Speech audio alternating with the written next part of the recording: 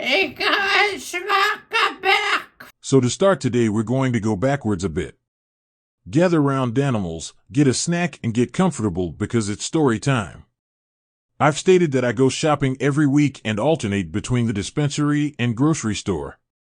This past week was a grocery shopping week, but I went on Saturday instead of Friday, so I went to Meijer like I normally do, just on a different day. After I got Goldfish, Sour Patch Kids, and Teddy Grahams. You know, the bare essentials. I made my way on over to the deli. I really hate being negative. You guys know that. But the deli was just horribly disorganized and mismanaged. There was no number system or queue system. There was one person working in the deli on a busy Saturday afternoon, and the labels on the meat saying the sale price was covering what the meat actually was. So like there was no way to tell what anything was. Honey baked ham or roasted turkey? There was literally no way of knowing. As a disabled person, I thrive off of order, routine, and organization. I knew that situation would be stressful going into it. But I waited in the deli for what felt like a long-ass time. So long other people were also waiting but got frustrated and started walking away grumbling. I left the deli eventually, empty-handed and quite upset. But wait, there's more! So we checked out, but the exit for the self-checkout is rather narrow and a bit crowded. I know in a situation like that it's my responsibility to drive through without clipping anyone or anything with my electric scooter. Before I took off, I double and triple checked my surroundings. So while I'm driving through the exit for the self-checkout, a woman with a child in her cart tried squeezing past me. At the exact same time, I adjusted myself a little bit to avoid an obstacle and ended up clipping her cart with mine. Everyone naturally freaked out because of the loud noise, and the woman grumbled about how it was my fault and I should have been paying better attention. Someone else yelled hit and run to be funny, but like, where's the joke? That shit is seriously so mortifying and embarrassing. I really wanted to be able to have an adult conversation with that woman. She was obviously in the wrong and should have taken accountability, but instead she blamed me, but remember, she was in the wrong. At the end of the day, it was no big deal because the child was fine. I think that could have been a good opportunity to take accountability and say to her child that she made a mistake by trying to squeeze past. She made a mistake that put her child in potential danger. Since there was no harm done, it should have been a learning experience, not a blaming experience. We're going to take a little break now before getting into my weekly recap. Go potty and get another snack if you need. We'll be continuing story time. I want to thank that woman, and I'm grateful for the whole negative-ass experience, because if I've learned anything from being disabled, it's that you can always find a learning moment in a situation, no matter how terrible it might be. So on Monday, I had my usual cognitive therapy session, and this absolute gem parked right in front of the door, which is right in front of the ramp. You can see he's literally parked on the blue lines. Not sure if you can see this peach, but when my dad went to get a picture of his license plate, he really didn't like that. He literally got out of his car all fired up and accosted my dad and was screaming about how his wife is disabled and there were many handicap spots available. Sir, your wife isn't the only person in the world who's disabled. My dad and I are literally just dumbfounded by the entitlement. Like, what makes you think that behavior is appropriate in any way, shape, or form? After therapy, a different car was parked there. They didn't appear to speak English, which is totally fine. The United States doesn't have a national language, and you're not required to be fluent in a dumbass and confusing language like English to drive. But blue lines are a pretty universal thing.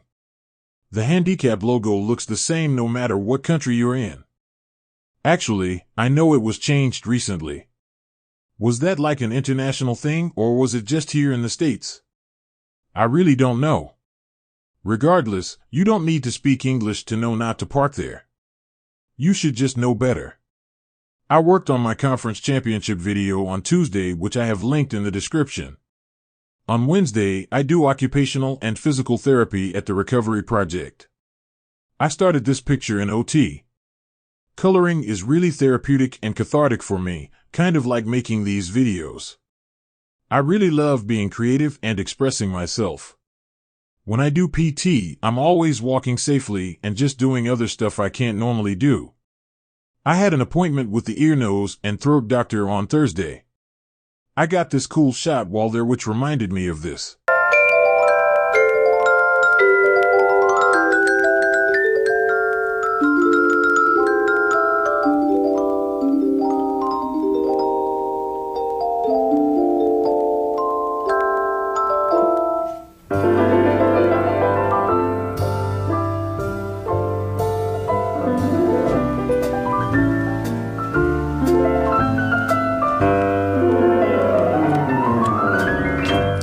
It's a beautiful day in this neighborhood, a beautiful day for a neighbor. Would you be mine? Could you be mine? It's a neighborly day in this beauty wood, a neighborly day for beauty. Would you be mine? Could you be mine? I have always wanted to have a neighbor just like you.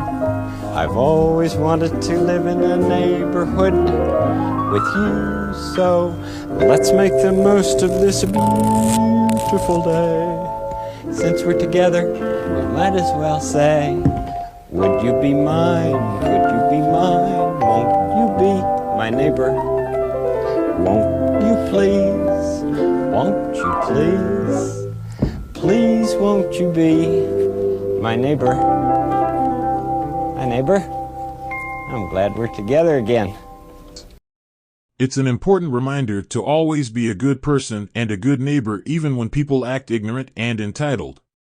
I went outside for a little smoky smoke when I got home because even though we're smack dab in the middle of winter, it's a beautiful day in this neighborhood. On Friday, I go to Inclusively Fit, which I always look forward to.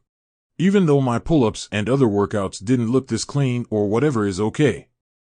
I still showed up and put the work in. That's the only thing that matters. I also go shopping on Fridays, but sometimes that changes, like in the beginning of the video. And this week was a dispensary week. Shout out Jars. Actually, no. The parking situation at Jars was fucking terrible. People insist on being ignorant and entitled. I'm about to roll out, but if you want more you can go to my website disableddanny.com. Remember to press the little thumbs up button to tell YouTube I exist, considering they still haven't verified me. You can subscribe to join my cult, the Dan Fam. You know you want to be a Danimal, don't even try pretending otherwise. Hit the notification bell so you don't miss my next upload. But remember to be gentle while doing all of that. I really care about all of my Danimals. Peace out, y'all.